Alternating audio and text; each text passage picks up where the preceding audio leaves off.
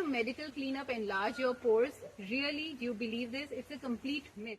Medical cleanup is a way to completely unclog your pores and remove the blackheads which you have on your skin already.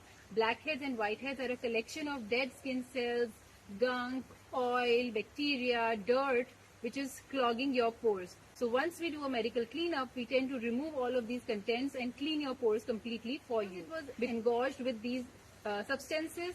It tends to be enlarged for a short period of time, but after a medical cleanup, your oil glands and sebaceous gland get an outlet for their secretions.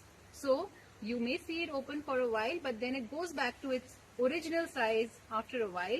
So no, it's a complete myth. Open pores can be shrunk but cannot be closed completely. There are few ingredients that you can use every day to reduce the appearance of open pores, like retinols, adapalene, and salicylic acid, glycolic acid.